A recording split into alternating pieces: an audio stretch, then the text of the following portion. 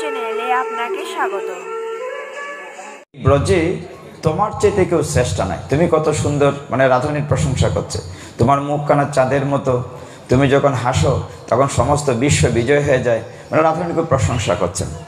তো রাধারানী বলছেন, ও কৃষ্ণ, তুমি তো নট বড় ঘনশ্যাম, তুমি আমার মন পাওয়ার জন্য কত চতুরা করছো।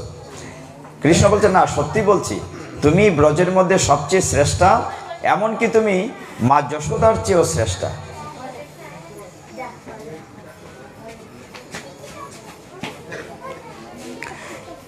রাধারানী বলছেন, সত্যি কি বলছো তুমি শ্রেষ্ঠা? হ্যাঁ, তুমি এত শ্রেষ্ঠা, আমাদের যে নন্দ মহারানী মা যশোদা আছেন, যশোদার চাইতেও তুমি শ্রেষ্ঠা।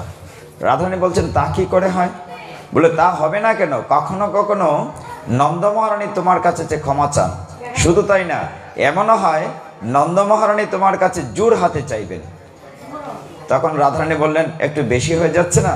আমার মন পাওয়ার জন্য তুমি কত চতুরামি করছো, ঠিক আছে, সেটা প্রমাণ করে দিতে পারবে? কৃষ্ণ বলছে, নিশ্চয়ই প্রমাণ করে দেব। তুমি যে নন্দ মহারানীর চেষ্টা, এবং নন্দ মহারানীও কখনো কখনো তোমার কাছে জোর হাতে ভিক্ষা চাইবেন। সর্বনাশ, লজ্জার কথা, কোথায় নন্দ মহারানী আর কোথায় আমি? এটি প্রমাণ করার জন্য কৃষ্ণ যে কাজটি করেছিলেন, সেটি শ্রীমতী রাধা লীলা মাহাত্ম্য গ্রন্থে আছে। একদিন বিকেলবেলা, দুপুরের পরে অপরাহ্নে, কৃষ্ণ তখন ছোট, কৃষ্ণকে নিয়ে ললিতা বিশাখা চন্দ্রাবলী নৃত্য করছেন, নাচ করছেন। কৃষ্ণ মধ্যেখানে আছেন, চারদিকে নৃত্য করছেন। মা যশোদা ঘর থেকে বিকালবেলা বেরিয়ে দেখছেন তার কানাই, তিনি তো ভগবান বলছেন না, তার কানাই নৃত্য করছে আর চারদিকে সখীরা নৃত্য করছে। এইটা দেখে নন্দ মহারানী বলছেন, রাধারানী, তোমার কি কোনো আক্কেল জ্ঞান নেই? এই বিকেলবেলা আমার ছেলেটি কোথায় ঘুমাবে, তোমরা তাকে নিয়ে খেলা করছো, নৃত্য করছো, এটা ঠিক করোনি। ললিতা বলছেন, এই কৃষ্ণ তো তোমার কৃষ্ণ না মা, এটা আমাদের কৃষ্ণ। কিরকম খটকা লাগে দেখতে, কিরকম? রাধারানী বলছেন, মা তুমি যাও তো, এটা আমাদের কৃষ্ণ। নন্দ মহারানী বললেন, তা কি করে হয়?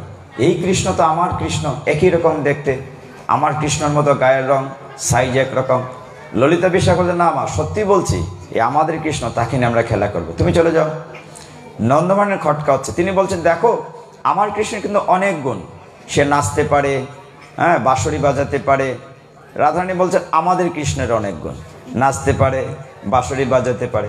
নন্দ মহারানী বলছেন, আমার কৃষ্ণের অনেক শক্তি ছিল, পুতনাবধ করেছে, বলে আমাদের কৃষ্ণ তাই করেছে।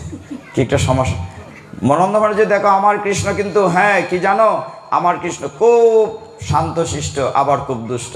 রাধারানী বলেন, আমাদের কৃষ্ণ শান্তশিষ্ট, আবার খুব দুষ্ট। মা যশোদা চিন্তায় পড়ে গেলেন। তখন, সত্যি কি সে তোমাদের কৃষ্ণ? নন্দ মহারানী বলছেন। তখন রাধারানী বলছেন, মা সত্যি বলছি, তুমি গিয়ে দেখো তোমার ঘরে তোমার কানাই ঠিকই আছে। তাদের কথা শুনে নন্দ মহারানী ঘরে গেলেন। ঘরে গিয়ে দেখলেন ঠিকই খাটের উপরে কানাই শুয়ে আছে। কি ব্যাপার, তাহলে কি সত্যি সত্যি দুইজন কৃষ্ণ নাকি? নন্দ মহারানীর একটা খটকা লাগলো। আসলে ওই যে কৃষ্ণ রাধারানীকে বলছেন তুমি শ্রেষ্ঠা, সেটা প্রমাণ করার জন্য তিনি লীলাটি করছেন।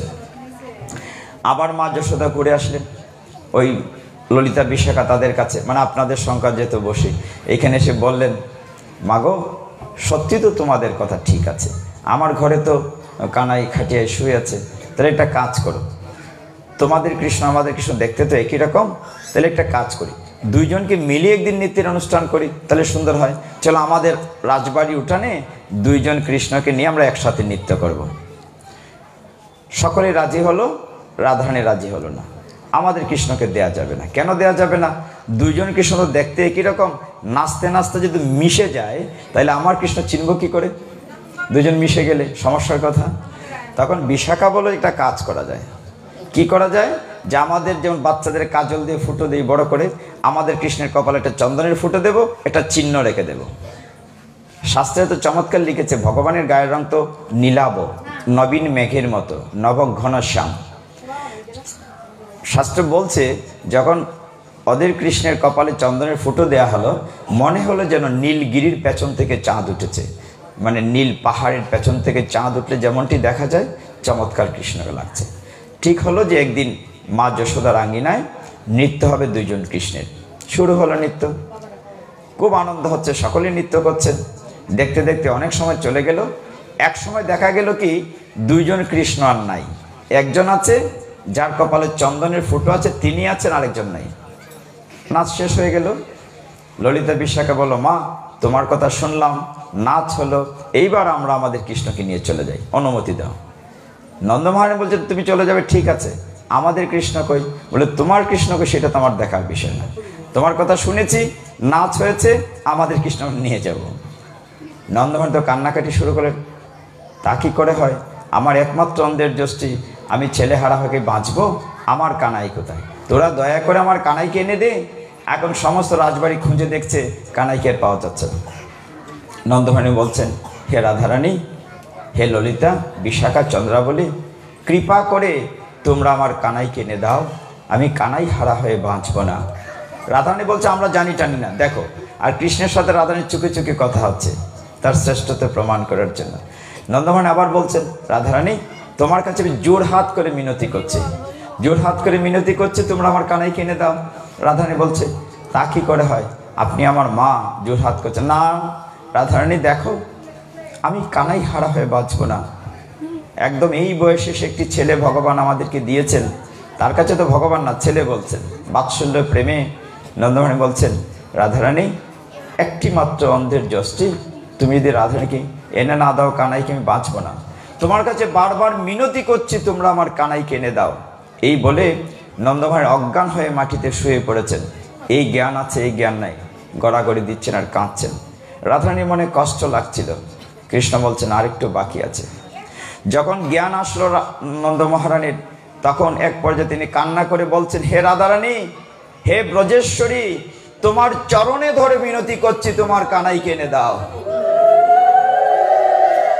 চরণে ধরে মিনতি করছি, তোমরা আমার কানাইকে এনে দাও। যখন এই কথাটি বললেন,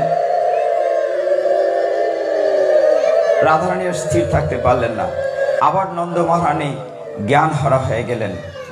তখন কৃষ্ণ বললেন, রাধারানী এইবার তুমি যাও। তাহলে মায়ের জ্ঞান কি করে ফিরবে? তুমি তার কানের কাছে গিয়ে বলো, মা তোমার কানাই এসছে। মায়ের তো একদম হৃদয়ের টুকরো।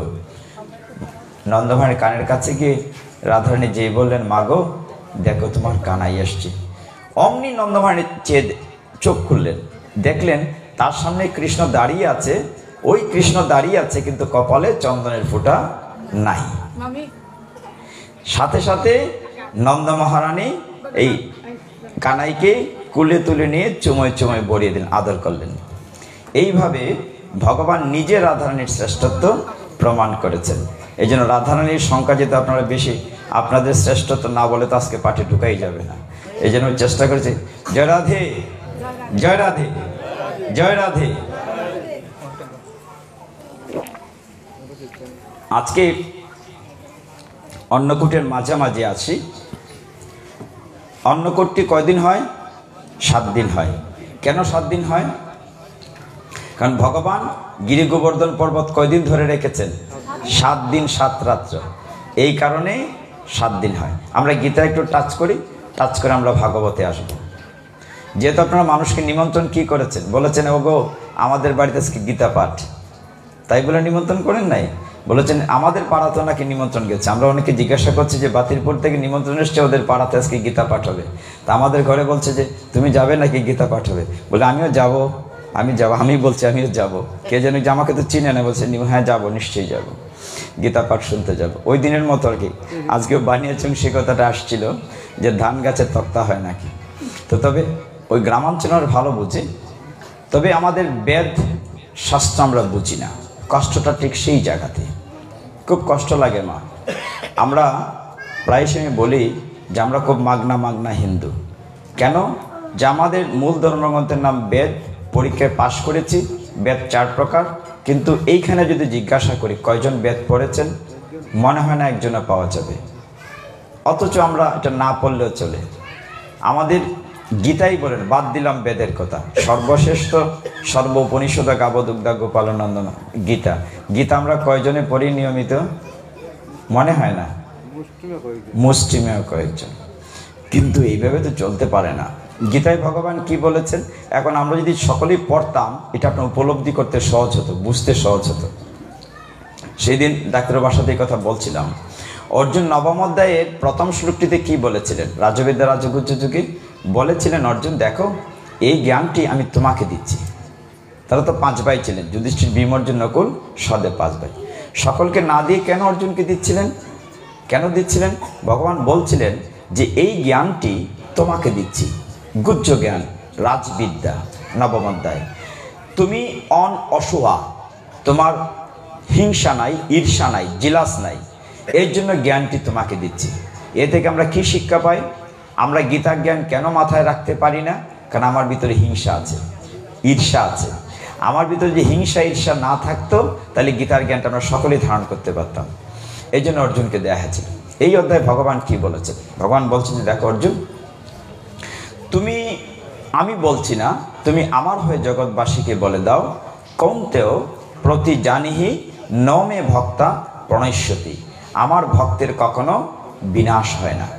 তিনি ভক্ত প্রহ্লাদকে যেমন রক্ষা করেছেন, ভক্ত ধ্রুবকে যেমন রক্ষা করেছেন, ভক্ত অর্জুনকে রক্ষা করেছেন। অনেক কাহিনী আমরা প্রতিদিন বলি। একটা দৃশ্য মনে আছে আপনাদের, যেদিন যুদ্ধ প্রায় শেষের দিকে, কুরুক্ষেত্রের যুদ্ধ যখন শেষ হয়ে যাচ্ছে, দুর্যোধনরা কয় ভাই ছিল? 100 ভাই। দুর্যোধনরা 100 ভাই ছিল। যখন প্রায় সকলেই মরে গিয়েছে, তাদের মার নাম কি? গান্ধারী, গান্ধার দেশের রাজকন্যা, বাবার নাম হচ্ছে সুবল। গান্ধারী কত বড় সতীসাধ্যী! আমরা তো খারাপটা চিন্তা করি, ভালোটা একটু চিন্তা করেন। গান্ধারী কতটুকু স্বামী পরায়ণ ভক্ত! বিয়ের পরে যখন তিনি পাণ্ডব পরিবারে আসলেন, এসে দেখলেন তার স্বামী ধৃতরাষ্ট্র জন্মান্ধ, চোখে দেখে না। এখন কত বড় স্ত্রী হলে, স্বামীর প্রতি কত বড় পতি পরায়ণ হলে, তিনি সাথে সাথে নিজের চোখ বেঁধে দিলেন। জন্মসূত্রে অন্ধ হলে ভিন্ন জিনিস, সে তো এই 15, 16, 20 বছর পর্যন্ত দেখেছে। এই সময়টা আপনি নিজের চোখে কাপড় বেঁধে হেঁটে দেখেন কেমন লাগবে। কিন্তু গান্ধারী কি করেছেন? এটা একটা সাধনা, এটা হচ্ছে তার একটা সাধনা। তিনি কি করলেন? চোখের মধ্যে কাপড়ের পট্টি বেঁধে নিলেন, পট্টি বেঁধে জীবনযাপন করছেন দীর্ঘদিন। তার শতপুত্র এসছে, একটা কন্যা দুঃশলা এসছে, চলছিল, যুদ্ধ হচ্ছে। যুদ্ধের পর মুহূর্ত পর্যন্ত তিনি চিন্তা করছিলেন যে আমার জয় হবে, আমার ছেলেদেরই জয় হবে। তিনি 100টা প্রদীপ জ্বালিয়ে রেখেছিলেন, একটা একটা করে সব নিভে গিয়েছে।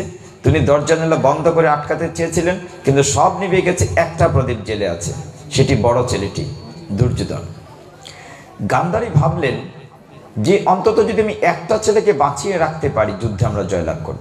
আমি সারা জীবন তপস্যা করেছি। তিনি কিন্তু তপস্বিনী, চোখ বেঁধে রাখাটাও একটা তপস্যা, মারাত্মক তপস্যা। তিনি কি করলেন? তার ছেলেকে বললেন, যুদ্ধক্ষেত্রের পাশেই তাদের তাঁবু ছিল। আর যেহেতু গীতায় ভগবান বলেছেন যে আমার ভক্তের কখনো বিনাশ হয় না, ভক্তকে তো রক্ষাও করতে হবে। ভগবান এই দৃশ্যটা আপনার দেখেন, কি চমৎকার একটা মজার দৃশ্য। দুর্যোধনকে তার মা গান্ধারী বলল, যখন সব ছেলে মরে গিয়েছে, বলছে বাবা তুমি কাল সকালবেলা স্নান করে দিগম্বর হয়ে, দিগম্বর মানে কোনো কাপড় ছাড়া, দিগম্বর হয়ে আমার তাঁবুতে আসবে, আমি তোমাকে রক্ষা করব। পরেরটি আর বলে নাই, তুমি আসবে দিগম্বর হয়ে। কি মজার ব্যাপার! মা যে সারা জীবনের চক্ষুর ভিতরে সাধনা করে শক্তি সঞ্চয় করেছেন, এই 2 চোখের ভিতরে তিনি প্রচণ্ড রকম শক্তি, তপস্বিনী শক্তি সঞ্চয় করেছেন। তিনি চেয়েছেন তারই শক্তিটি বড় ছেলেকে দেবেন এবং সে একদম নিরেট হয়ে যাবে, তাকে কেউ মারতে পারবে না। এইটা ভেবে তিনি তার ছেলেকে ডেকেছেন। যথারীতি দুর্যোধন কাপড় ছেড়ে মায়ের তাঁবুতে যাবে, রওনা হয়েছে।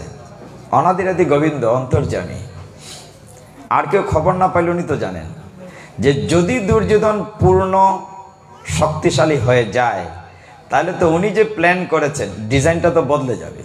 উনি তো প্ল্যান করেছেন পাণ্ডব পক্ষকে জিতাতে হবে, কারণ গীতা বলছে ইয়াত্র যুগেশ্বর কৃষ্ণ।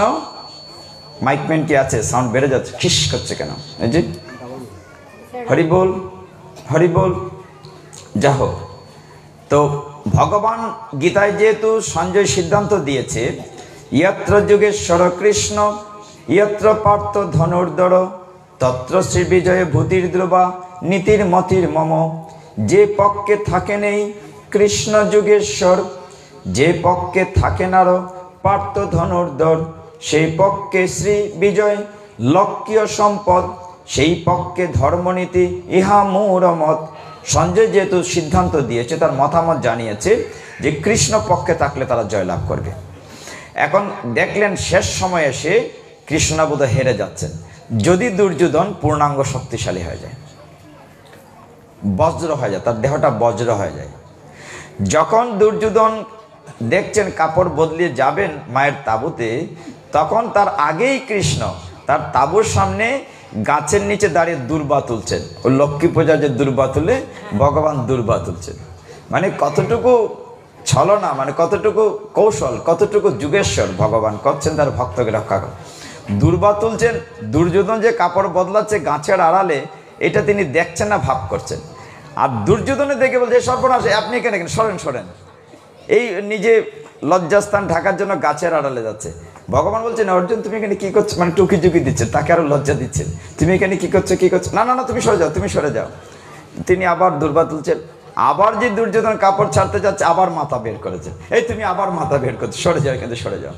দুর্যোধন, দুর্যোধন দাদা ডাকছেন, ভ্রাতা দুর্যোধন, বড় তো, কৃষ্ণের চেয়ে বড়। কৃষ্ণ হচ্ছেন অর্জুনের ক্লাসমেট মনে করেন, সহপাঠী বা সমান বয়সে, 71 আর 73 বছর কাছাকাছি। কৃষ্ণ বলছেন দুর্যোধন, ভ্রাতা দুর্যোধন কি করছো গাছের আড়ালে?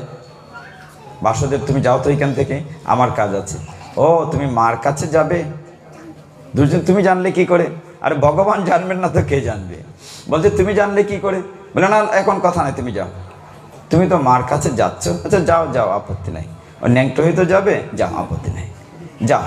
ও যেই এই কথা বলছে, কৃষ্ণ কিন্তু পিস দিয়ে দিছে, মানে দেখা যাচ্ছে না, ফিরে যেই আবার মানে শেষ কাপড়টা খুলতে যাবে, কৃষ্ণ আবার মাথা বেড়েছে, বেরিয়ে বলছে ও তুমি মার কাছে যাবে দিগম্বর হয়ে, আচ্ছা যাও, আপত্তি নেই, তবে পরে প্যাসেজটা লাগে, তবে তুমি তো একজন ধার্মিকের ছেলে, তুমিও ধর্মকর্ম জানো, ছোটবেলা না মায়ের কাছে দিগম্বর হয়ে যাওয়া যায়, তোমার মতো একটা যুবক ছেলে এই বয়সে মায়ের কাছে দিগম্বর হয়ে যাওয়াটা কি এটা ধর্মে মানায়? আসলে তুমি দাদা তুমি যাও, আমার আপত্তি নাই, কিন্তু ধর্ম সেটা বলে না। যাও আপত্তি নেই বলে আবার একটা মাথার ভিতরে পুক ঢুকিয়ে দিয়েছেন যে যাও আমার আপত্তি নাই, কিন্তু সেটা ধর্ম না, ধর্ম সেটা বলে না যে তুমি এই বয়সে মায়ের কাছে দিগম্বর হয়ে যাবে। এখন তো দুর্যোধন দুঠানায় পড়ে গেছে, কি করি কি করি। আচ্ছা ঠিক আছে তুমি যাও, তবে লজ্জাস্থানটা ঢেকে যেও, কারণ তুমি তো অনেক বড় হয়ে গেছো, তুমি কত বড় একটা সুমত্ত ছেলে, যুবক যুবরাজ, এটা যাওয়া ঠিক না দুর্যোধন দাদা, তুমি একটু বুঝে শুনে যাও। ভেতরে যেন ঢুকিয়ে দিল পোকাটি, দুর্যোধন দুটানায় পড়লো। তিনি চিন্তা করলেন সাথে সাথে আমার সাথে তো ফাইট হবে ভীমের, ভীম গদাধারী, আমি গদাধারী, প্রত্যেকটা যুদ্ধের খেলার একটা নিয়ম থাকে, ওই যে আমরা বক্সিং খেলি, মোহাম্মদ আলী ক্লে, এই যে মুখের এই জায়গাটির ভিতরে যদি কিল দেওয়া যায় তাহলে পয়েন্ট পাওয়া যায়, সারা শরীরে কিল দিয়ে পয়েন্ট পাওয়া যাবে না, প্রত্যেকটা খেলার একটা নিয়ম আছে। তা গদা যুদ্ধের নিয়ম হলো কোমরের নিচ থেকে হাঁটুর উপর পর্যন্ত এই জায়গাটিতে আঘাত করা যাবে না। দুর্যোধন ভাবলো এই জায়গাটা তুমি ঢেকে যাই, যদি দুর্বল থাকেও অসুবিধা তো নাই, কারণ এই জায়গায় তো গদা দিয়ে কেউ আঘাত করবে না। তিনি ভাবলেন, তিনি কৃষ্ণ আবার বলছেন বাসুদেব, দুর্যোধন দাদা তুমি যাবে মার কাছে, আচ্ছা যাও, ন্যাংটো হয়ে যাও, আমার কোনো আপত্তি নাই, তবে মনে রাখো এটা ধর্মে নিষেধ আছে, মানে ভিতরে একটা সংশয় ঢুকিয়ে দিয়েছেন। তখন আর দুর্যোধন কি করে এই জায়গাটি গাছের পাতা দিয়ে, কলা পাতা দিয়ে বা কোনো কিছু দিয়ে ঢেকে মায়ের তাঁবুতে প্রবেশ করেছেন। গান্ধারী মাতাজি অপেক্ষা করছেন ছেলের জন্য, পায়ের আওয়াজ পেয়ে বুঝতে পারছেন ছেলে এসছে। যারা চোখে দেখে না তাদের অন্য একটা ইন্দ্রিয় সতেজ থাকে বেশি, মানে যাদের একটা ইন্দ্রিয় অফ থাকে অন্য ইন্দ্রিয় ওই কাজটা করে, মানে পায়ের আওয়াজ পেয়ে বুঝতে পারে যে ছেলে এসছে না বাবা আসছে না কে আসছে। ঢোকার সাথে সাথে গান্ধারী বলছেন দুর্যোধন তুমি আমার বরাবর দাঁড়াও, আমার চোখের সামনে দাঁড়াও। যখন একদম বরাবর দাঁড়ালেন, তুমি ঠিক মতো এসছে তো? সে বলছে মা আমি ঠিক মতো এসছি। এখন গান্ধারী তো দেখেন নাই ছেলে কেমন করে, চোখ তো কাপড় দিয়ে বাঁধা। ছেলেকে বলছেন তুমি তো ঠিক আছে আমার কথা মতো এসছো? হ্যাঁ কথা মতো ঠিক আছে। যেই গান্ধারীর সামনে দুর্যোধন দাঁড়িয়েছে অমনি মা তার চোখের বাঁধন খুলেছেন। বাঁধন খোলার সাথে চোখ থেকে হাজার হাজার সূর্যের আলোর মতো পাওয়ার, ওই যে এতদিনের সাধনা, চক্ষুর যে সাধনা করেছিলেন সেই সাধনার তপস্যার শক্তি বেরোতে লাগলো, একেবারে রের মতো, রশ্মির মতো। রশ্মিগুলো যেন দুর্যোধনের সারা দেহে পড়তে লাগলো। সারা দেহ একদম বজ্র, নির্ঘাত বজ্র হলো, যেটা কেউ ধ্বংস করতে পারবে না, কেউ মারতে পারবে না, একেবারে বুলেট প্রুফ হয়ে গেল। সমস্ত আলো যখন চলে গেল চোখ থেকে, সমস্ত তপস্যার ফল যখন চলে গেল, স্বাভাবিক হলো, তখন গান্ধারী দেখলেন তার বড় ছেলের কোমরে এই জায়গাটি ঢাকা। দুর্যোধন, তুমি আমার কথা শুনলে না, তুমি সর্বনাশ করে ফেলেছ, তুমি আমার কথা শুনলে না, তুমি ক্ষতি করে ফেলেছ। কি মা কি হয়েছে? বলে, তোমাকে আমি কেমন করে আসতে বলেছিলাম? আমি বলেছিলাম তুমি দিগম্বর হয়ে আসবে, বস্ত্র হয়ে আসবে, তুমি জায়গাটা ঢেকে আসলে কেন? মা ওই যে বলল বাসুদেব, বুঝতে পেরেছি। মাও কিন্তু কত জ্ঞানীর মেয়ে। বাসুদেব, বাবা ওই জায়গাটিতে আমাদের সমস্যা, বাসুদেব নিশ্চয়ই তোমাকে বলেছে। হ্যাঁ মা বলেছে, এটা ধর্মে নিষেধ। আচ্ছা ঠিক আছে, যা হওয়ার তো হয়ে গেছে। তখন কি হলো, মা আবার চোখে কাপড় বেঁধে নিলেন, আর দুর্যোধন গিয়ে ভীমের সাথে যুদ্ধ শুরু হলো। আপনাদের নিশ্চয়ই মনে আছে, আমি জায়গাটা বলে মানে গীতাকে বিশ্রাম দেব। পরে যখন যুদ্ধ শুরু হলো, কার সাথে? ভীমের সাথে। একটা জায়গা থেকে মিল আছে, দুর্যোধন এবং ভীম দুইজনের গুরুদেব কিন্তু একজন, বলরাম। বলরামের কাছে দুইজনেই কিন্তু গদা যুদ্ধ শিখেছিলেন। এই কারণে কুরুক্ষেত্রের যুদ্ধের সময় বলরাম ছিলেন না, বলরাম অন্যত্র চলে গিয়েছেন। উনি কোন পক্ষ নেবেন? ওই পক্ষ তার শিষ্য, ওই পক্ষ তার শিষ্য, এই জন্য তিনি নিউট্রাল চলে গিয়েছিলেন। বলরাম তারপরেও চাইতেন কুরুপক্ষের জয় হোক। তিনি কিন্তু মানে দুর্যোধনকে খুব পছন্দ করতেন, তার প্রিয় শিষ্যদের একজন। গদা যুদ্ধ শুরু হলো, ভীম কোনোভাবেই পারছে না, তাকে যখন আঘাত করে গদা একদম ছুঁড়ে উল্টে যায়, তারা সারা দেহ বজ্র হয়ে গেছে, কোনোভাবেই মারতে পারছে না, বরঞ্চ ভীম আহত হয়ে বারবার পড়ে যাচ্ছে। অনেক দিন যুদ্ধ চলতে থাকলো, ভীম ক্ষত বিক্ষত হলো, দুর্যোধনের কিচ্ছু হয় না। এখন সকলেই বলছে তার দুর্বল জায়গায় আঘাত করো, দুর্বল জায়গা ভীম বুঝতে পারছে না।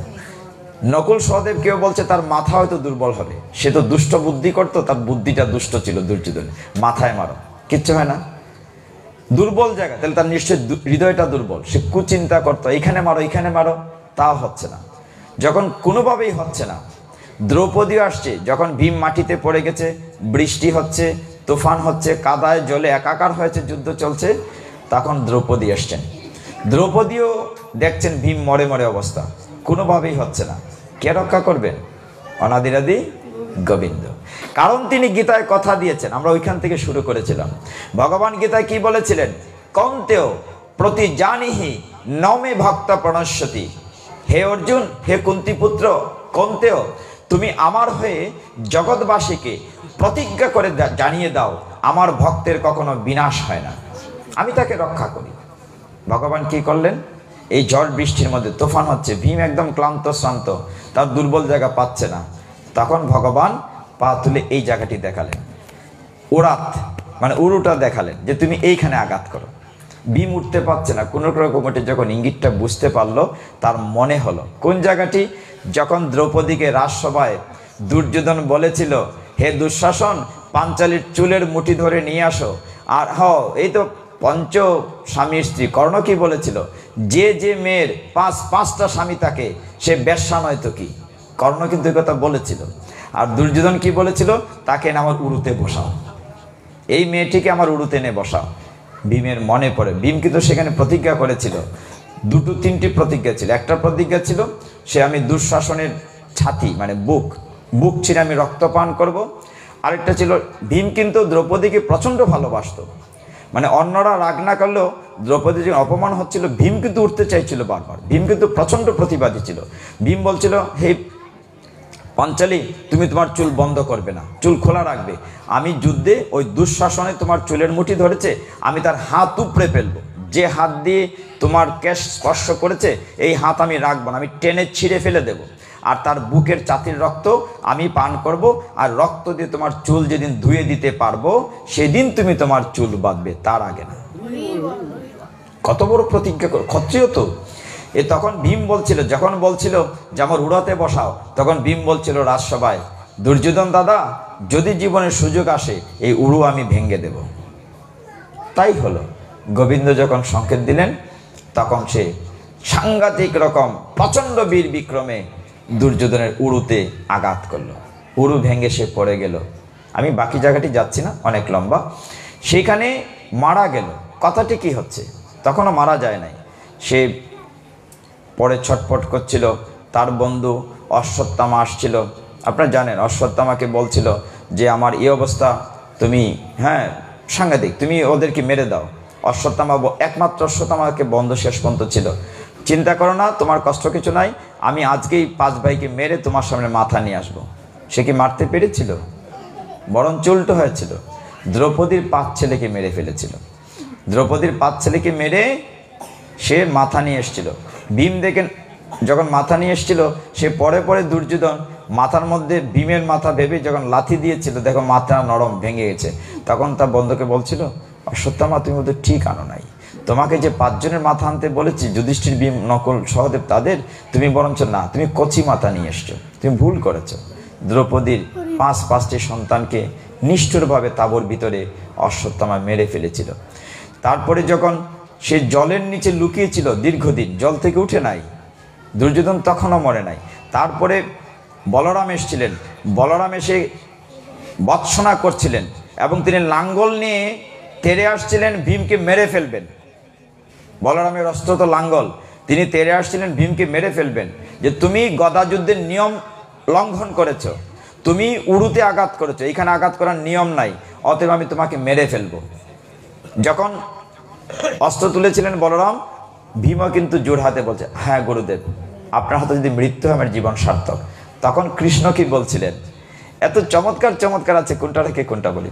কৃষ্ণ, দাদা ঠিক আছে, ওকে মেরে ফেলো, ও তো আসলে অন্যায় করেছে, তোমার তো শিষ্য না, তোমার শিষ্য তোমার কলঙ্ক, না না তুমি মেরে ফেলো ওকে, তবে মেরে ফেলো বল, কৃষ্ণ কিন্তু বলে দিয়েছে মেরে ফেলো। তবে সে কেন উড়ুতে মেরেছে, ওই পক্ষ অন্যায় করে। বলরাম বলছে, এই কানাই তুমি থামো, তুমি বড় চতুর, তোমার বাকচাতুরতা আমিও তো গলে যাব, তুমি কথা বলো না, তুমি থাক। দাদা আমি কিছু বলছি না, একটা কথা বলছি, ওই যে তারা এই করেছে সেই করেছে, বলতে বলতে সব বলে ফেলছেন, যে কৌরব বংশ এই অন্যায় করেছে, এই অপরাধ করেছে, আর তাদেরকে মানে লাক্ষাগৃহে দিয়েছে, তাদের প্রতি অন্যায় করেছে, ভীমকে বিষ খায় নদীতে ফেলে দিয়েছে, তারা ওই দ্রৌপদীর লজ্জা। এই বলরাম বলছেন, না তুমি বলো না, তোমার কথা আমিও ভুলে যাই। মানে কানাইকে বলছেন, তুমি যখন কথা বলো, তোমার কথার চাতুরিতে, তোমার বাক চাতুরিতে আমিও দিশা হারিয়ে ফেলি। কিন্তু শেষ পর্যন্ত কী হলো, ভগবান তার ভক্তকে রক্ষা করলেন। আমরা ওই জায়গাটিতে আসি, নাহলে লম্বা হয়ে যাবে। তিনি তার ভক্তকে অবশ্যই রক্ষা করলেন। এই হচ্ছে ভগবানের কাজ। তিনি যেহেতু গীতায় বলেছেন, আমার ভক্তের কখনো বিনাশ হয় না। আমরা গীতাকে বিশ্রাম দিই। আমরা অন্নকূট থেকে একটু কথা বলবো কিনা, বাতিলপুরকে অন্নকূট বলেছি না শুধু দামলীলা বলেছি? অন্নকূট কইছি না। আস্তে আস্তে তাহলে আপনার কথা ঠিক, 2 জন মাতা যে আমি চিনি না, আমার একজন কইতেছে আপনি তো বাতিলপুর, অন্নকূট কইলেন না, অন্নকূট যেতেছে শেষ হইয়া। ঠিক আছে মা, তাহলে আমরা অন্নকূট একটু শুনি, যেহেতু অন্নকূট চলে যাচ্ছে। আপনারা ভাগবত পড়েন নিয়মিত? কয়জন হাত উঠান দেখি।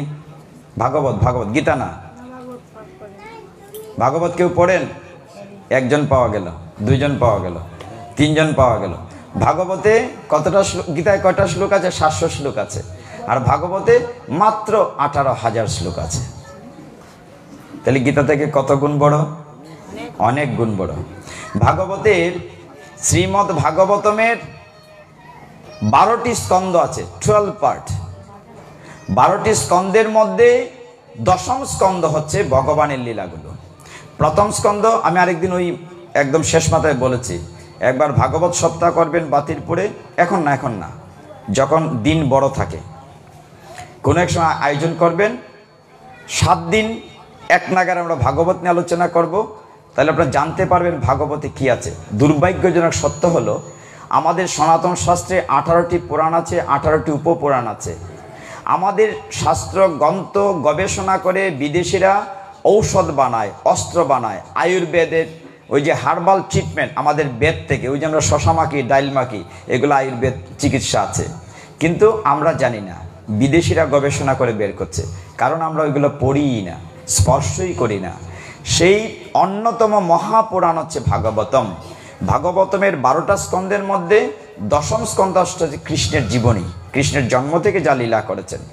অবশ্য ভাগবতের সবটা নাই, কৃষ্ণের শেষ জীবনীটা আছে। এই গ্রন্থটির নাম হচ্ছে হরিবংশ। হরিবংশ কেউ পড়েছেন? নাই। সেটা হচ্ছে কৃষ্ণের শেষ জীবনী, হরিবংশ। তাহলে আপনাদেরকে নিয়ে আমরা বসবো এই কার্তিক মাসের পরে, আমরা একটু পড়াশোনা করব। কারণ আমাদের ছেলে মেয়েদের কাছে তো লজ্জা পাবো যদি আমরা না জানি, মায়েরা বাবারা। সেই 10ম স্কন্ধের 2টা অংশ, একটা হচ্ছে পূর্বার্ধ, একটা হচ্ছে উত্তরার্ধ। ঠিক না মা? যারা পড়েন, না পড়লে তো কোনো কথা নাই। 10ম স্কন্ধের পূর্বার্ধের 24 এবং 25 অধ্যায় এই অন্নকূট লীলাটি আছে। 24 এবং 25 অধ্যায় 1620 পৃষ্ঠা থেকে। একবার ব্রজে, তখন ভগবানের বয়স 7 বৎসর বয়স। কতদিন বলছি? কতদিন বলছি বয়স ভগবানের? জুড়ে বলেন কতদিন? কেন জিজ্ঞাসা করছি? আপনাদের ঘুম আসছে কিনা বোঝার জন্য। অনেকেই তো যদি ঘুমিয়ে পড়েন তাহলে আমি কোথায় বলবো? হ্যাঁ, হরে কৃষ্ণ, জুড়ে বলেন হরে কৃষ্ণ। যে সাউন্ডটা আমরা রথে বলি, আমি ওই টোনে তখন রথে বলি হরে কৃষ্ণ, হরে কৃষ্ণ। রথযাত্রায় যারা আমাকে দেখেন ইসকনের স্টেজে, প্রতিদিন সন্ধ্যা 7টা সাড়ে 7টায় উঠি, রাত্রে 11টা 12টা পর্যন্ত ওই টিউনে কথা বলি, একটানা 9 দিন। আর এখানে তো আস্তে কথা বলছি। তো সেই 7 বৎসর বয়সে বৃন্দাবনে ব্রজে যখন নন্দ মহারাজ ছিলেন, এখন খুব মন দিয়ে শুনতে হবে, উঠবস করা যাবে না, একদম সাইলেন্টলি। নন্দ মহারাজ, নন্দ মহারানী, ব্রজের আরও যারা আছিলেন, গোপ বালক, গোপ বালিকা, গোপী মাতারা, সকলেই এত ব্যস্ত। কিরকম ব্যস্ত? দেখা যাচ্ছে যে সকলেই পিঠা, পায়েস, রুটি, ডালনা তৈরি করছে, কেউ দৌড়াদৌড়ি করছে, এইটা করছে সেটা করছে। কৃষ্ণের বয়স তখন কত বলছিলাম? 7 বৎসর। তিনি তার পিতা নন্দ মহারাজকে বলছেন, বাবা তোমরা তো ব্যস্ত কেন, কি হয়েছে? তোমরা এত ব্যস্ত, ব্যাপারটা কি? এই বলো না, বলো না, আমরা কোন খুব ব্যস্ত আছি। আরে বাবা কেন ব্যস্ত বলো না? বলে আমাদের বড় একটা পুজো আছে। পুজোটার নাম কি? ইন্দ্রের পূজা। ভগবানের অনেকগুলো নামের মধ্যে একটি নাম হচ্ছে দর্পহারি। দর্প মানে অহংকার। ভগবান অহংকারীকে পছন্দ করেন না, এই জন্য ভগবানের নাম হচ্ছে দর্পহারি। যারা দর্প বা অহংকার করে, ওই যে ব্রহ্মার অহংকার তিনি চূর্ণ করেছেন। ওই যে গোপবালক হাইজ্যাক করে নিয়ে গিয়েছিল, গোবৎস নিয়েছিল, ব্রহ্মা পরে ভগবানের চরণে পড়ে ক্ষমা চেয়েছে, পরবর্তীতে সে নামাশ্চর্য হরিদাস হয়েছে। তো নন্দ মহারাজ বলছেন যে আমরা ইন্দ্রের পূজা করার জন্য ব্যস্ত। কানাই আবার জিজ্ঞাসা করছেন, ইন্দ্রের পূজা তোমরা কেন করছো? বলে দেখো, আমরা তো জাতে হচ্ছি বৈশ্য, বৈশ্য, আমরা ব্যবসা করি। আমাদের মূল সম্পদ হচ্ছে গু, মানে গরু। আমাদের গরু ঘাসের দরকার, দুধ দেবে না। ঘাস কোত্থেকে হয়? বনে জঙ্গলে হয়, মাঠে হয়। যদি বৃষ্টি পড়ে, যদি ভালো করে বৃষ্টি পড়ে, ভালো ঘাস হয়। আর ভালো ঘাস হলে গরু ঘাস খাবে, গরু বেশি করে দুধ দেবে। আমরা দুধ আর দুগ্ধজাত জিনিস মথুরা হাটে বিক্রি করে অনেক রোজগার করতে পারি। আর এই সমস্ত বৃষ্টির মালিক হচ্ছেন ইন্দ্র, বৃষ্টির দেবতা। এখন যদি ইন্দ্রের পূজা না করি তাহলে হবে না বৃষ্টি, বৃষ্টি না হলে ঘাস হবে না, ঘাস না হলে গরু খাবে না, গরু না খেলে দুধ পাবো না, আমাদের বৈশ্য সম্পদ বাড়াতে পারবো না। ভগবান বলছেন বাদ দাও ওসব, ওই পূজা বাদ দাও, ইন্দ্রের পূজা, তোমরা অন্য পূজা করো। নন্দ মহারাজ বলেন তুমি বলছোটা কি? আরে ইন্দ্রের পূজা না করলে তো বৃষ্টি হবে না, তাহলে আমরা না খেয়ে মরে যাব। তখন কানাই, স্বয়ং তো ভগবান, তিনি এমন একটি যুক্তি দাঁড় করিয়েছেন। বলছেন আচ্ছা বাবা বলো তো, ওই যে দূরে সমুদ্র আছে, যখন আকাশ থেকে বৃষ্টি পড়ে তোমাদের কালে গ্রামেই পড়ে না সমুদ্রেও পড়ে? বলে কেন, সমুদ্রেও তো পড়ে। তো সমুদ্র কি ইন্দ্রের পূজা করে? বলে না, সমুদ্র তো ইন্দ্রের পূজা করে না। তো তোমরা বলছো ইন্দ্রের পূজা করলে বৃষ্টি পড়বে, সমুদ্র যে পূজা করে না ওইখানে কি বৃষ্টি পড়ে না? নিশ্চয়ই পড়ে, তাহলে পূজা করার দরকার কি তার? ভগবান বলছেন যে ইন্দ্রকে ভগবান চাকরি দিয়েছেন বৃষ্টি করার জন্য। ওর ডিউটি হচ্ছে সেটা। যেমন সূর্যকে চাকরি দিয়েছেন প্রত্যেকদিন সকালে উঠতে হবে, সন্ধ্যায় ডুবে যেতে হবে। ওই রকম ভগবানের অধীনস্থ কর্মচারী ওরা।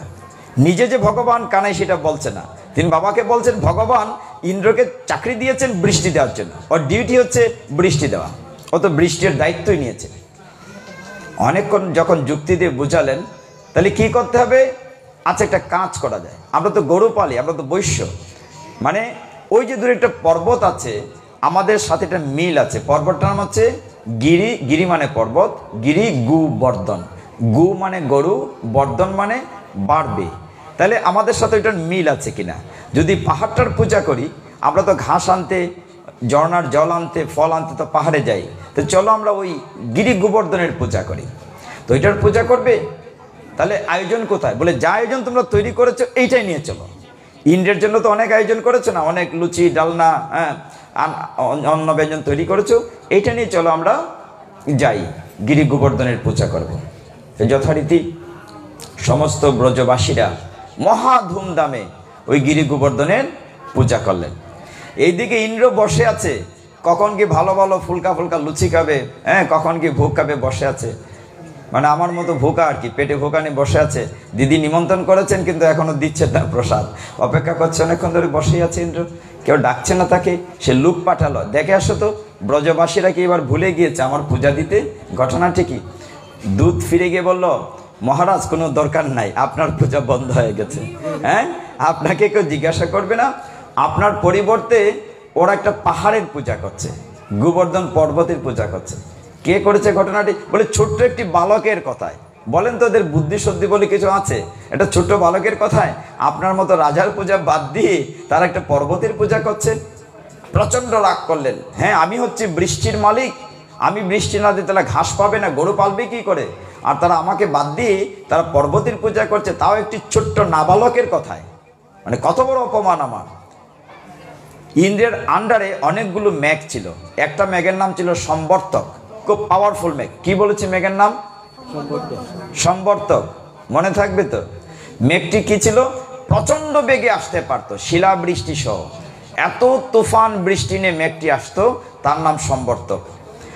দেবরাজ ইন্দ্র বললেন, যাও তুমি ব্রজে গিয়ে একদিন না 7 দিন এক নাগারে ঝরতে থাকবে, একদম ফায়ার ব্রিগেডের পাইপের মতো, আর সমস্ত ব্রজ একদম ডুবিয়ে দেবে।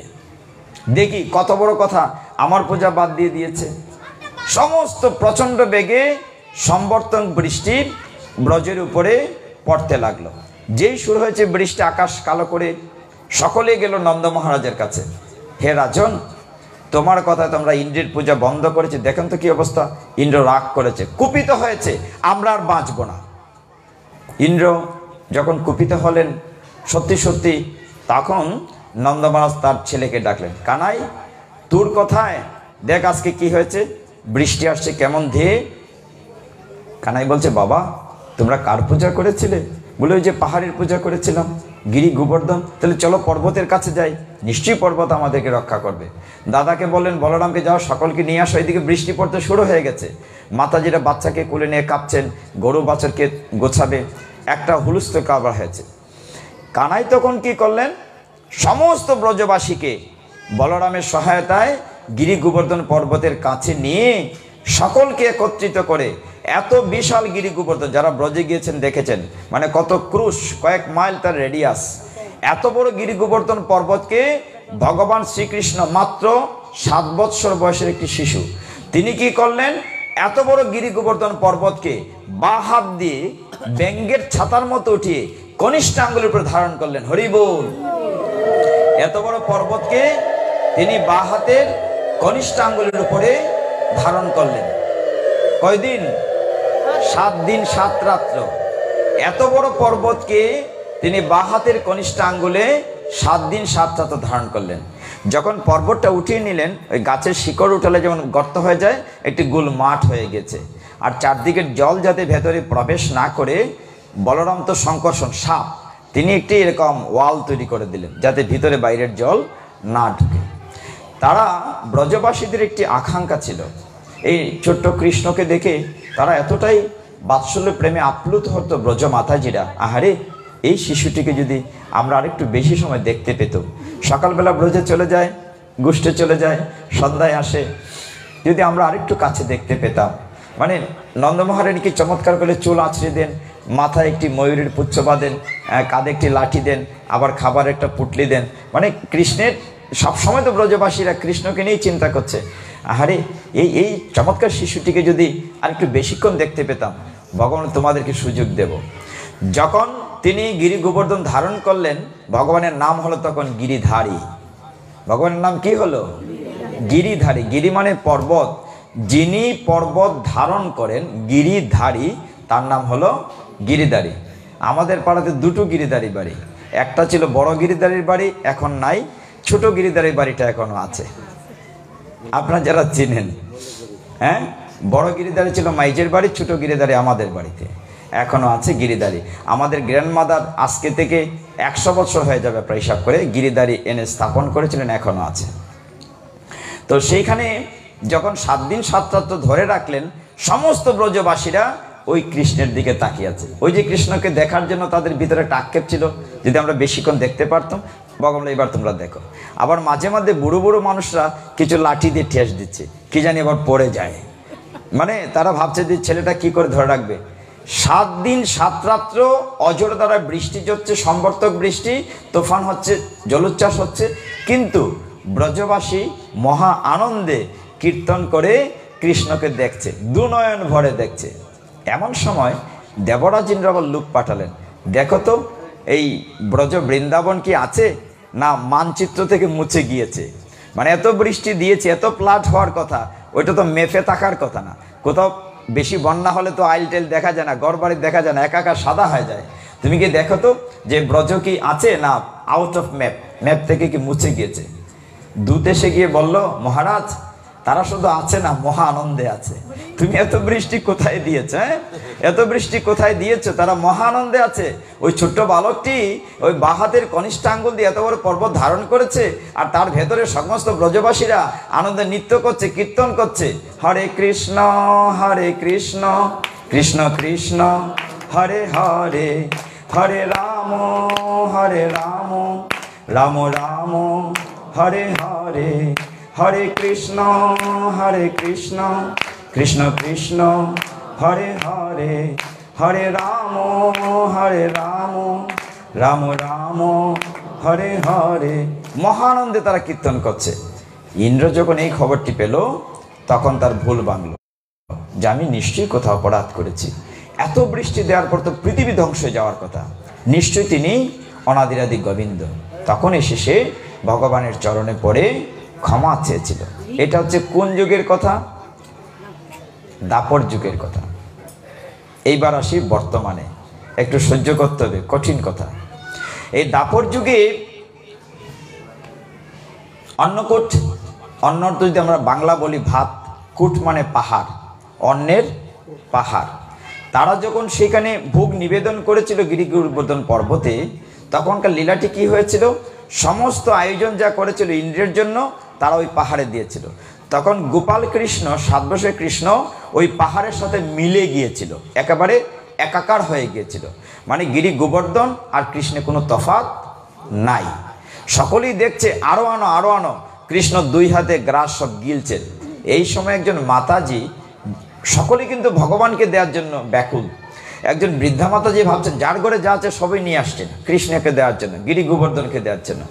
একজন মাতাজি চিন্তা করছেন, হায় রে, আমার ঘরে না সুন্দর কিছু নাড়ু বানিয়েছিলাম, এইগুলো তো আমি নিয়ে আসি নাই, সর্বনাশ, সকলেই সব কিছু নিয়ে এসছে, আমি তো নিয়ে আসি নাই। ভগবান তো অন্তর্যামী, তিনি পাহাড়ের উপরে থেকেই তিনি কি করলেন? লম্বা করে হাত বাড়িয়ে ওই মাতাজির ঘরের নাড়ুগুলো এনে আস্বাদন করলেন। হরি বল। তার মানে কি, ভক্তের মনোবাঞ্ছা পূর্ণ তিনি করবেনই, তিনি তো বাঞ্ছা কল্পতরু।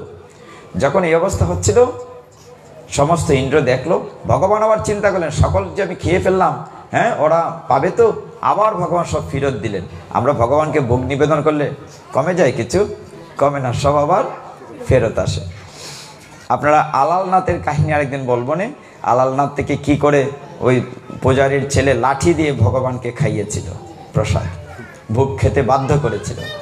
তো ভগবান এই লীলার পরে, এটা দাপর যুগে ছিল অন্নকূট, লীলাটি হারিয়ে গিয়েছিল। বর্তমান যুগে আমরা যে অন্নকূটটি করি, সেটি শুরু করেছেন কলিযুগ পাবন অবতার চৈতন্য মহাপ্রভুর পরম গুরু, ওনার নাম মাধবেন্দ্র পুরী। নাম শুনেছেন নিশ্চয়ই। মহাপ্রভুর গুরুদেবের নাম ঈশ্বরপুরী, আর ঈশ্বরপুরীর গুরুদেবের নাম মাধবেন্দ্র পুরী, মানে মহাপ্রভুর গুরুর গুরু, পরম গুরু। তো মাধবেন্দ্র পুরীপাদ বেশি দিন আগের কথা না, আজকে থেকে হয়তো 600 650 বছর আগের কথা, কারণ মহাপ্রভুর জন্ম হয়েছে আজকে থেকে 536 বছর পূর্বে। সেই মাধবেন্দ্র পুরীপাদ তীর্থ ভ্রমণ করতেন। আরেকটি বিষয় ছিল, তিনি অযাচক ছিলেন। অযাচক মানে চাইয়া কিছু কান না। গুড, তাহলে মাতাজি বুঝতে পেরেছেন, আমরা সকলেই বুঝে নিলাম। অযাচক, তিনি যাচনা করেন না, চান না। ক্ষুধায় সারাদিন খাবার না মিলল বলবেন না আমাকে খাবার দাও, কেউ যদি দিয়েছে তো খেয়েছেন। মাধবেন্দ্র পুরীপাদ, ভক্তগণ, মাধবেন্দ্র পুরীপাদ ঘুরতে ঘুরতে একদিন ব্রজে এসেছেন। ব্রজে এসে একটি গাছের নিচে বসে কৃষ্ণ কীর্তন করছেন। বিকেলবেলা এমন সময় একটি কালো মতো ছেলে একটি পিতলের ঘটিতে করে দুধ নিয়ে এসেছে। এসে বলছে, মাধব তুমি তো সারাদিন কিছু খাও নাই, এটা খেয়ে নাও। মাধবেন্দ্র পুরীপাদ বলছেন, আমি যে সারাদিন খাই নাই তুমি জানলে কি করে? আমি তো কাউকে বলি না, জানার তো কথা না। বলো না, তুমি যে ঘাটে স্নান করছিলে তখন মাতাজিরা বলা বলি করছিল। মাধবেন্দ্র পুরীপাদ বলছে, না আমি তাকে তো বলি নাই। ছেলেটি বলছে, না আমার এত কথা শোনার নাই, সময় নাই, তুমি ঘটিটা ধরো তো, তুমি খেয়ে নিও, পরে এসে নিয়ে যাব। তখন মাধবেন্দ্র পুরীপাদের তো সংশয় হলো। তিনি জিজ্ঞাসা করলেন, হে তোমার পরিচয় কি, তোমার নাম কি, তুমি কি করো, তুমি কে? শাস্ত্রে তো চমৎকার একটি লাইন লিখে আছে। ছেলেটি বলছে, আমি গয়ালার ছেলে গো, মানে গোয়ালার ছেলে, মানে লেখা আছে ব্রজবুলি ভাষায়, বলছে আমি গয়ালার ছেলে গো। ও তুমি গয়ালার ছেলে, তো তোমার নাম কি? বলে নাম দিয়ে কাম নাই, তুমি দুধের ঘটি রাখো, আমি চললাম, আমার অনেক কাজ আছে, অনেক গরু দোহন করাতে হবে, গরুকে বাড়িতে নিয়ে যেতে তোমার সময় নাই। ছেলেটি চলে গেল। মাধবেন্দ্র পুরীপাদ দুগ্ধ আস্বাদন করলেন, এত অমৃত, এত সুমিষ্ট আস্বাদন করে ঘটি ধুয়ে যে আসলেন, দেখেন ছেলেটি নাই। তিনি একটি জায়গায় শুয়ে পড়লেন। খুব মন দিয়ে খেয়াল করতে হবে, ভগবান কতটুকু ভক্তের জন্য করেন, একদম সত্য কাহিনী। মাধবেন্দ্র পুরীপাদ একটি ঝাপটার নিচে শুয়ে আছেন। যখন রাত্র হলো, বেশ কিছু রাত্র হলো, তৃতীয় প্রহর, তিনি স্বপ্নে দেখলেন ওই ছেলেটি গোপালের বেশ ধরে তার কাছে এসছে। এসে বলছে, মাধব মাধব উঠো। কেন? যে তুমি আমাকে উদ্ধার করো, আমি মাটির নিচে পড়ে খুব জ্বালা যন্ত্রণা কষ্ট সহ্য পাচ্ছি। কি হচ্ছে, যে দাপর যুগের শেষে যখন যদুবংশ ধ্বংস হয়ে যায়, তখন আপনারা দেখবেন অন্নকূট যে পাহাড়, অন্যের যে পাহাড়, তার উপরে কিন্তু গোপালের বিগ্রহ থাকে, সেখানে গোপালের মন্দির থাকে। আমি সেই গোপাল যে গিরি গোবর্ধন পর্বতের উপরে ছিল, তস্করের ভয়ে, ভাগবতে লেখা আছে, তস্করের ভয়ে পূজারী আমাকে মাটির নিচে পুঁতে রেখে চলে গিয়েছিল।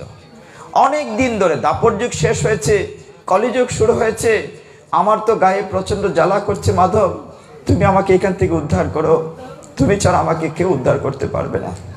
মাধবেন্দ্র পুরীপাদ পরের দিন খুব ভোরবেলা কোদাল কন্তি নিয়ে গ্রামবাসীকে ডেকে জঙ্গল সাফ করে দেখলেন ওর ভিতরে বিশাল এক গোপালের বিগ্রহ।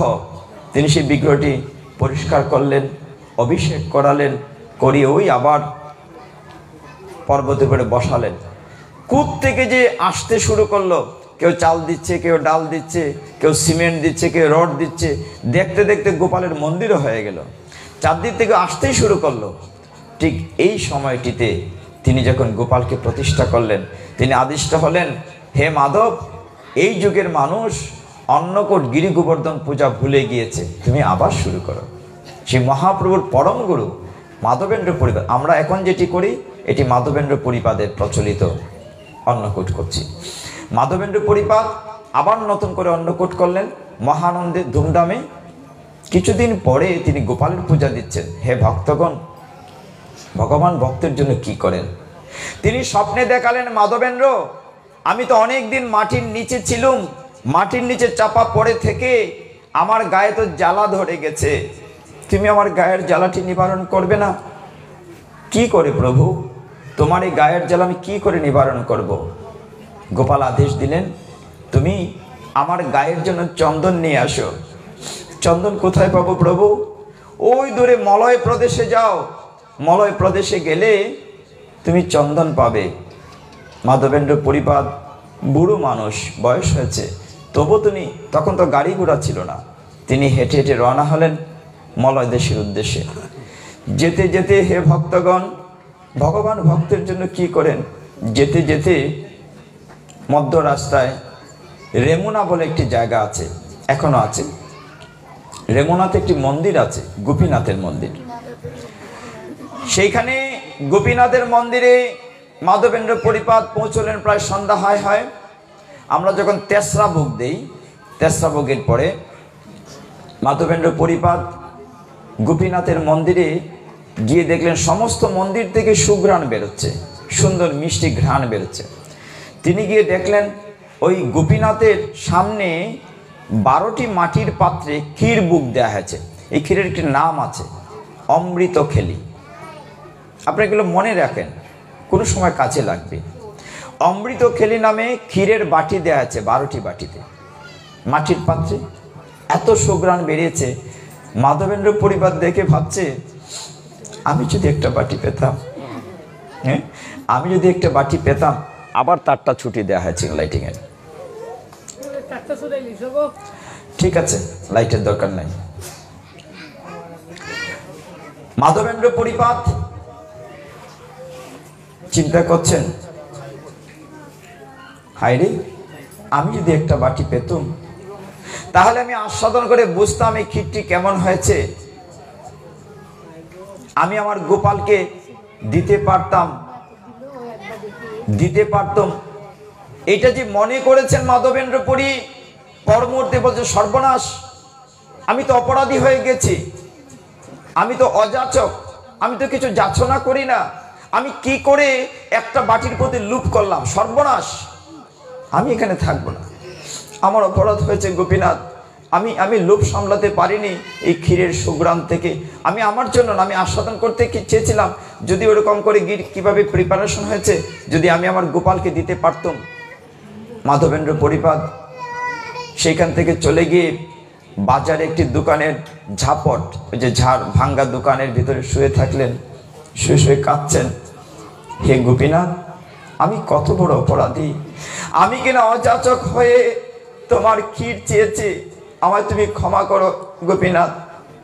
ভগবান তো ভক্তের অধীন, তাই তো আপনারা বলেন, ভক্ত আমার মাতা পিতা, ভক্তই আমার গুরু, তাই ভক্তই আমার নাম রেখেছে বাঞ্ছা কল্পতরু। সেই গোপীনাথের আর ঠিক থাকতে পারলেন না, রাত্রি প্রায় শেষ প্রহর এসছে। তিনি পূজারীকে ডাকলেন, হে পূজারী, ওঠো, ঘুমিও না। কেন? আমার এক ভক্ত সারা রাত না খেয়ে আছে, তুমি তার জন্য খাবার নিয়ে যাও। আমার ভক্ত আজকে কিচ্ছুটি খায়নি, তুমি খাবার নিয়ে দাও। পূজারী বলছে, কোথ থেকে দেব, আমাদের কিচ্ছুটি নেই। বলি, কেন নেই? ক্ষীর দাও। বলে, প্রভু, তোমার কাছে 12টি বাটি ক্ষীর দিয়েছিলাম, আমরা 12টি বাটি গুনে গুনে নিয়ে এসছি, তোমার কাছে তো নেই। গোপীনাথ বলছেন, না পূজারী, তুমি এসে দেখো, আমার আঁচলের নিচে একটি বাটি রয়ে গেছে, আমি আমার ভক্তের জন্য একটা বাটি চুরি করে রেখে দিয়েছি। সেদিন থেকে নাম বদলে গেল গোপীনাথের, নাম হলো ক্ষীরচোরা গোপীনাথ। ক্ষীরের বাটি নিয়ে যখন পূজারীরা ডাকলো, মাধবেন্দ্র পুরীকে ডাকছে, মাধবেন্দ্র পুরী তখনও কাঁদছেন, ঘুমোচ্ছেন না। গোপীনাথ, আমি কত অপরাধ করেছি, আমার সারা জীবন অযাচক বৃত্তি, তোমার ক্ষীরের প্রতি আমার লোভ গিয়েছে। পূজারীরা ডেকে বলছে, মাধব, তুমি কত বড় ভক্ত, তোমার জন্য গোপীনাথ এক বাটি ক্ষীর চুরি করে রেখেছেন, নাও আস্বাদন করো। ভক্ত, তোমার জন্য গোপীনাথ ক্ষীরের বাটি চুরি করে রেখে দিয়েছেন। যখন ক্ষীরের বাটিটি দেয়া হলো, মাধবেন্দ্র পরিপাদ খুব আস্বাদন করছেন, কত সুমিষ্ট হয়েছে। আস্বাদন করতে করতে সকাল হয়ে গিয়েছে। তিনি চিন্তা করছেন, আমি যদি এখানে থাকি, কাল জানাজানি হয়ে যাবে, গোপীনাথ আমার জন্য চুর সেজেছেন, আমার জন্য তিনি ক্ষীরচোরা গোপীনাথ হয়েছেন, আমি এখানে থাকবো না, প্রতিষ্ঠার বিষটা আমি থাকবো না। তিনি কি করলেন, ওই ক্ষীরের বাটিটি ভেঙে টুকরো টুকরো করে আঁচলে বেঁধে, উত্তরীয়তে বেঁধে রওনা হয়ে গেলেন মলয় দেশের উদ্দেশ্যে। যেতে যেতে একটি মাটির টুকরা মুখে দেন, আস্বাদন করেন আর হাঁটেন। ভগবানের প্রসাদের ক্ষীরের বাটি একটা টুকরা মুখে দেন আর হাঁটেন, আর ভগবানের গুণ কীর্তন করেন। যেতে যেতে যেতে যেতে যখন মলয় দেশে পৌঁছে গেলেন, চন্দন সংগ্রহ হলো, প্রচুর চন্দন সংগ্রহ। ভক্তগণ, চন্দন যখন সংগ্রহ হলো, তখন আবার তার গোপাল মাধবেন্দ্র পরিপাতকে স্বপ্নে দেখালেন, মাধব, শুধু চন্দনে হবে না, তুমি কর্পূর সংগ্রহ করো। কেন প্রভু? স্বপ্নে দেখালেন, আমার শরীরের যে জ্বালা এতদিন মাটির নিচে ছিল, গোপাল বলছেন শুধু চন্দনে আমার জ্বালা জুড়বে না, তার মধ্যে কর্পূর দিতে হবে। কর্পূর দিলেই শীতলতা বৃদ্ধি পায়। হে ভক্তগণ, আমরা যখন ভগবানকে ভালোবেসে ভক্তি নিবেদন করি, সেটি হচ্ছে চন্দন। আর চন্দনের সাথে যদি অশ্রুজল দেওয়া হয়, তবেই সেটি হয় আমাদের কর্পূর। হরি বল। অশ্রুজল দিতে হবে। 2 ফোঁটা অশ্রুজল দিলে ভগবান কতটা খুশি হন, এই লীলাটিতে সেটি দেখিয়েছেন। হে মাধবেন্দ্র পরিপাত, শুধু চন্দন নিলে হবে না, সাথে তোমার কর্পূর নিয়ে যেতে হবে। কর্পূর না নিলে তোমার মনোবাঞ্ছা পূর্ণ হবে না। তুমি চন্দনের সাথে কিছু কর্পূর সংগ্রহ করো। বলার সাথে সাথে তিনি মলয় দেশের রাজাকে বললেন, হে রাজন, তুমি কৃপা করে আমাকে কিছু কর্পূরের ব্যবস্থা করে দাও, আমার গোপালের শরীরের জ্বালা নিচ্ছে না, তুমি কৃপা করে আমাকে কিছু কর্পূর দাও। মলয় দেশের রাজা চন্দন দিলেন, সাথে কিছু কর্পূর দিলেন। হে ভক্তগণ, শাস্ত্র বলছে চন্দন হচ্ছে ভক্তের ভক্তি, আর কর্পূর হচ্ছে ভক্তের অশ্রুজল। 2 ফোঁটা অশ্রুজল দিলে ভগবানকে আমার দেওয়ার কিছু আছে? সপ্ততারী এই দুনিয়া, এই চমৎকার রাজ্য, চমৎকার পোশাক আশাক, সপ্ত ভগবানের। আমি কি নিয়ে এসেছি পৃথিবীতে? শুধুমাত্র আমি ওই ন্যাংটো এসেছি, ন্যাংটো এবার চলে যাব। আমি খালি হাতে এসেছি, খালি হাতে চলে যাব। এই পৃথিবীতে সব কিছু পড়ে থাকবে, বাড়ি গাড়ি বিষয় সম্পত্তি সব পড়ে থাকবে, কিচ্ছু আমরা সাথে নিয়ে যেতে পারবো না।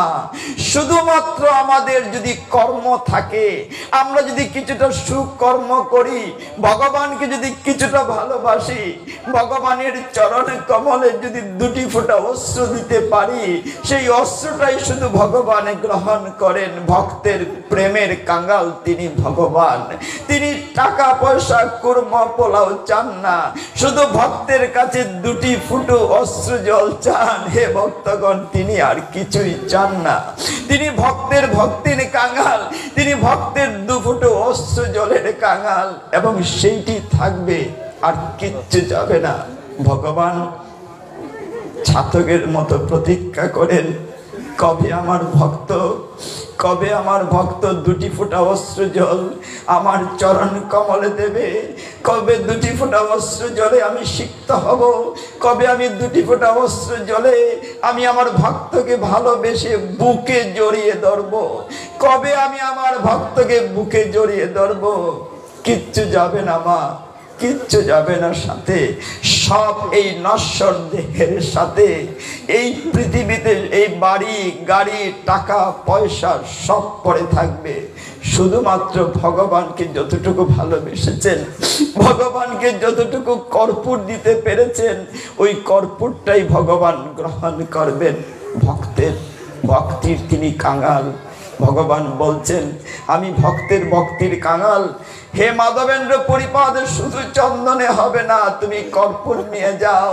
শুধু ভক্তি হলে হবে না, সাথে অশ্রু জল থাকতে হবে, তবেই আমার দেহ শীতল হবে। হে ভক্তগণ, এইভাবে ভগবান কত লোক শিক্ষা দিয়েছেন। মাধবেন্দ্র পরিপাদ যখন চন্দন সংগ্রহ করলেন, কর্পূর যখন সংগ্রহ করলেন, হে ভক্তগণ, আমার অপরাধ নেবেন না। এই দেহটি পাপে ভরা, ভগবানকে দেওয়ার তো কিচ্ছুটি নেই। মম যখন আগুনে পুড়ে গলে গলে পড়ে, তখন আমাদের যখন অশ্রু ঝরে আমাদের পাপ দেহ থেকে সেটি গলে গলে বেরিয়ে যায়। ভগবান সেটি পরিশুদ্ধ করেন। তিনি ভক্তের প্রেমের কাঙাল, তিনি দেখেন তার ভক্তের পাপ কতটুকু স্খলিত হচ্ছে, কতটুকু গলে গলে পাপ বেরিয়ে যাচ্ছে। তবেই না আমরা শুদ্ধ হব, ভগবানের প্রেমে লীন হব, ভগবানকে ভালোবাসবো, এবং তখনই কেবল ভগবান আমার হয়ে যাবে। আমি ভগবানের হয়ে যাব আর ভগবান আমার হয়ে যাবে। এই জায়গাটিতে, ঠিক ওই জায়গাটিতে ভগবান পরীক্ষা করছেন। মাধবেন্দ্র, তুমি চন্দন নিয়েছ, সাথে কর্পূর নিয়ে যাও। তিনি যখন মলয় দেশ থেকে চন্দন এবং কর্পূর নিয়ে রওনা হলেন, ফিরে আবার ওই রেমুনাথে উঠলেন, গোপীনাথের মন্দিরে। গোপীনাথের মন্দিরে যখন উঠলেন, তখন তিনি স্বপ্নে দেখলেন, হে মাধবেন্দ্রপুরী, তোমার আর গোপালের কাছে যাওয়ার দরকার নাই। গোপাল আর গোপীনাথ এক। তুমি বরঞ্চ গোপীনাথের গায়ে চন্দন লেপন করো, সাথে কর্পূর দিতে হবে। কর্পূর দিয়ে তুমি চন্দন লেপন করো, গোপীনাথের দেহে যদি দাও আমি পেয়ে যাব। এইভাবে গোপীনাথকে দিয়ে, মাধবেন্দ্র পরিপাতকে দিয়ে ভগবান আবারও সেই অন্নকূট মহোৎসবটি শুরু করেছিলেন। হে ভক্তগণ, এইভাবে আমরা যদি ভগবানের সাথে যুক্ত থাকি, ভগবান নিশ্চয়ই অন্তর্যামী। আমরা পদে পদে তার পরীক্ষা পাই। ভগবান ভক্তকে অবশ্যই রক্ষা করেন, কারণ ভগবান গীতায় কথা দিয়েছেন, নমে ভক্ত প্রণশ্যতি, আমার ভক্তের কখনো বিনাশ হয় না। হে ভক্তগণ, আজকে আমরা এখানে বিশ্রাম রাখবো। আমার অপরাধ নেবেন না, আমার অনেক ভুল ত্রুটি হয়। আমি জ্ঞানহীন, বিদ্যাহীন, বুদ্ধিহীন। শুধুমাত্র আপনাদের চরণধুলি পাবো বলে আসি। আমি আপনাদের সন্তান, আমি আপনাদের ভাই ভাগিনা, ছোটজন। আমার অনেক ত্রুটি হয়, কিন্তু আপনারা ভালোবাসেন বলে আমি শিডিউল দিতে পারি না। আমি এত চাপে পড়ে গেছি, আমার অনেক ত্রুটি হয়। আমি জানি না আমি কি বলি, ভগবান যা বলান।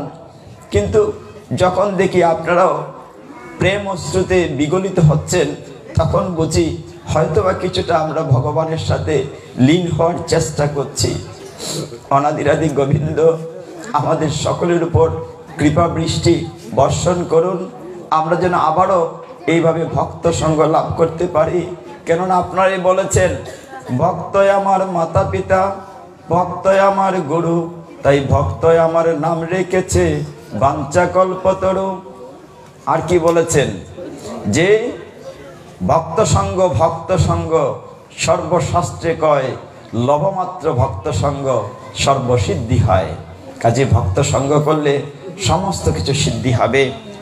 আমরা শেষ করব মহাপ্রভুর কথা বলে। যারা আয়োজন করেছেন তাদের চরণ কমলে প্রণতি নিবেদন করছি। আপনি একটু ভেবে দেখুন, আমাদের সনাতন শাস্ত্র কত উদার। আমরা শেষে কি প্রার্থনা করি? আমরা কোন অনুষ্ঠানে প্রার্থনা করি, সর্বে সুখিনো ভবন্তু, সর্বে সন্তু নিরাময়া, সর্বে ভদ্রাণি পশ্যন্তু, মা কশ্চিৎ দুঃখ ভাগ ভবেৎ। এই পৃথিবীর সকলেই সুখী হোক, সকলেই নিরোগ থাকুক, কেউ যেন দুঃখ ভোগ না করে। আমরা কিন্তু সেক্টরিয়ান না, আমরা বলি না শুধু আমার জাতের সুখে হোক। আমরা সমস্ত বিশ্ব ব্রহ্মাণ্ডের জগৎ কল্যাণের জন্য বলি, সর্বে সুখিনো ভবন্তু, সর্বে সন্তু নিরাময়া, সর্বে ভদ্রাণি পশ্যন্তু, মা কশ্চিৎ দুঃখ ভাগ ভবেৎ। কেউ যেন দুঃখ ভোগ না করে। ওম শান্তি শান্তি শান্তি। মহাপ্রভু কি বলেছেন, যে যাগযজ্ঞ যত ছিল সত্যতে তা দাপরে, আর একমাত্র হরির নামে কলির জীব উদ্ধারে। হরের নাম হরের নাম হরের নামইব কেবলম, কলো নাস্তিব্য নাস্তিব্য নাস্তিব্য গতির অন্যতা। আমরা হরিনাম করে শেষ করব সকলে মিলে। হরে কৃষ্ণ কৃষ্ণ কৃষ্ণ হরে হরে, হরে রাম রাম রাম হরে হরে, হরে কৃষ্ণ কৃষ্ণ কৃষ্ণ হরে হরে, হরে রাম রাম রাম হরে হরে, হরে কৃষ্ণ কৃষ্ণ কৃষ্ণ হরে হরে, হরে রাম রাম রাম হরে হরে। পৃথিবীর সকলে সুখে থাকুন। জাতি ধর্ম বর্ণ নির্বিশেষে সকলে আমরা মিলেমিশে থাকি, সম্প্রীতির বন্ধন সুদৃঢ় হোক। আমার ভুল ত্রুটি ক্ষমা করবেন। ওম যদস্কর পরিভ্রষ্ট মাত্রাহীনঞ্চ ইয়দ্ভবেৎ পূর্ণং ভবতু তৎসর্বং তৎপ্রসাদাতে জনার্দনম। হরি বল। আপনি একটু কীর্তন করেন। আর একটি ঘোষণা, কালকে না গানিম পাঠ, কালকে দুটো ঘোষণা আছে। কালকে একটি হচ্ছে নোয়াটিতে 3টার সময়, হরি বল, এরকম একটি আসর হবে 3টার সময় নোয়াটিতে, আর রাত্রে 7:30টায় হবে গানিম পাঠ। সকলকে যারা আয়োজনকারী তাদের পক্ষ থেকে আমি নিমন্ত্রণ করছি। সকলে